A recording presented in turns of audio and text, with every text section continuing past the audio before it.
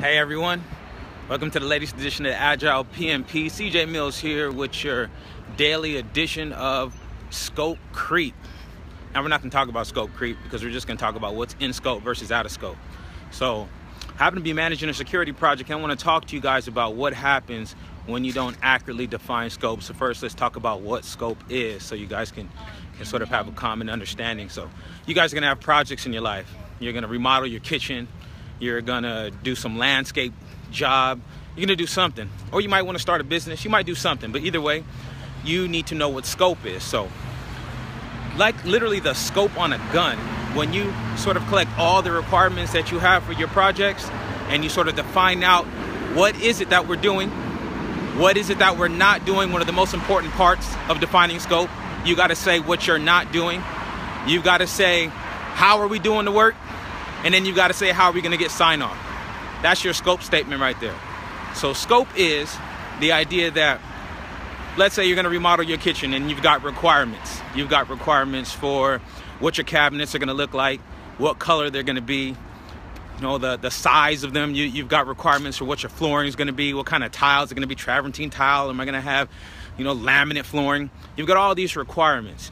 Once you sit down and you collect all these requirements, now you've got to make this idea of, let me write out so that way if somebody else were to read it, they could get this vivid picture in their mind of exactly what it is that this project is. I should be able to see in my mind what your kitchen looks like after you've defined the scope.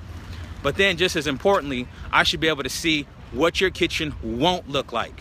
All right, you can't just say we're gonna have travertine tile. You gotta say what we're not gonna do is put marble on the floor. All right, what we're not gonna do is have a wood floor. You gotta say what you're not gonna do. Then you need to call out, how are we going to get it done?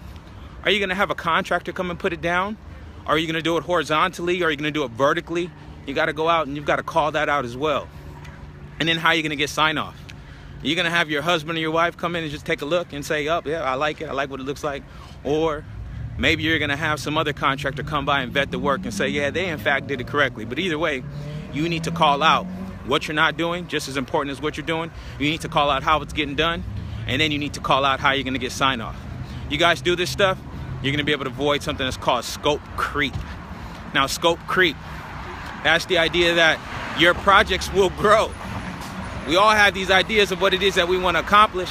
And then what happens is we keep adding and adding and adding and adding to it, but we're not adding any more money to it. We're not adding any more time.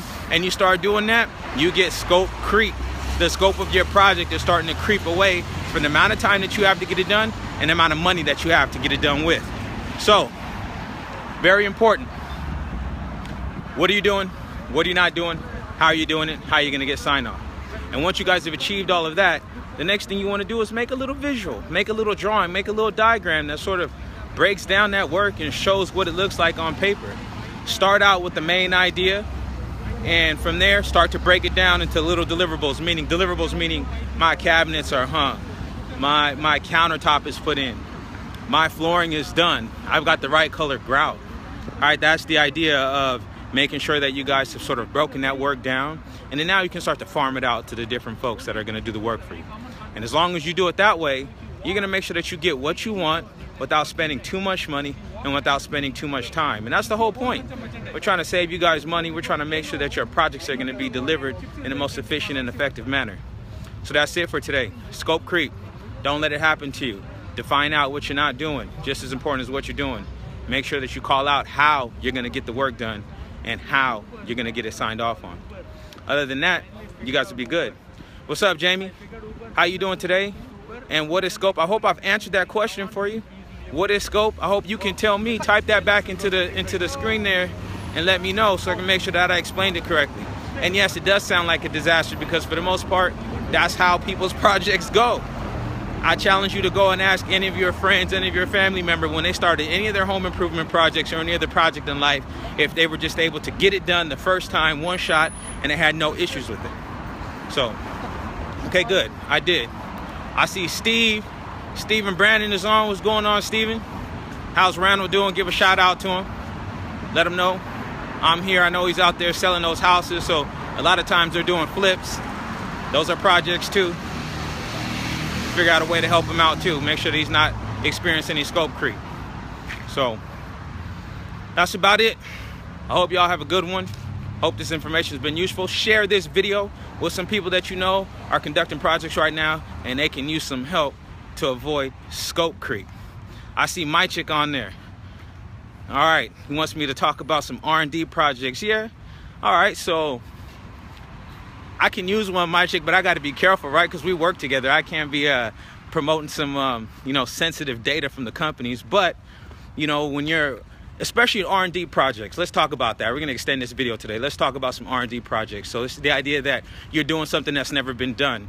You're trying to achieve a new goal that nobody else has set out and have accomplished. So therefore, you don't have a blueprint for that. So my chick, you said painting? Nah, we're not gonna talk about painting. Well, we'll talk about painting in a second, but I want to talk about R&D now.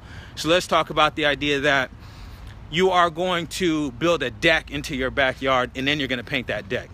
So you're building this deck. You've never built a deck before. All right, so it's gonna be R&D. You gotta sort of figure out what products you're gonna use.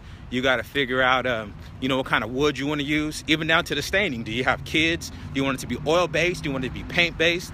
These are all the things that you're looking at, and you've never done it before. So for you, that would be an R&D project. This would be, all right, maybe you start small and you just do a little landing right off the outside of your door that's going to the to outside. That way, you don't want to build this big 40-foot deck into the backyard first. You want to just start with that.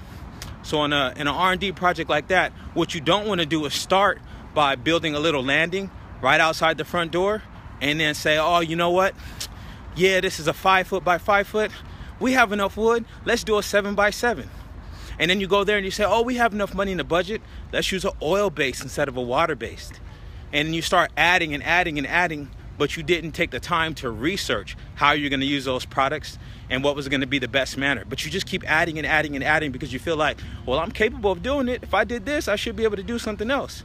And I think you can remember when that happened on a project that me and you worked on. So a lot of times, your sponsors, the person that's paying the money, the person that owns that project, that's footing the bill, we got to save them from themselves because they'll continue to spend, and they won't have any idea of how long it's really going to take. And at the end of the day, when the project is done and they look at how much money they spent, sometimes they're happy, most of the time they're not. They love all the toys that they got and how fun it is to play with it, but they're not fun at the pocket. They have no fun when they're looking at the pocketbook and they have to pay that bill. So R&D projects, a lot of times it's really important to define out what the goals are. And that goes back to a charter. We talked about that a while ago, but you guys can go back and check out some of those old videos and you can see about a charter. Maybe we'll do that for another day, but make sure you align those goals of what your project is. So that's a little more technical though. I want to stick to the sort of home improvement projects or the things that we do. So I hope that answered your question, Maiche. Good to hear from you, man. I hope things are going well too. It's been a long time since I've been at that R&D facility with you guys. I hope you guys are making some new software out there that we're going to be able to use. So once again, that's it. I'll say it one more time. Share this video because it sounds like you guys can use this, whether it's in your professional lives or in your personal lives. So everybody have a good day, and just remember one thing: create solutions, adapt processes, think strategically.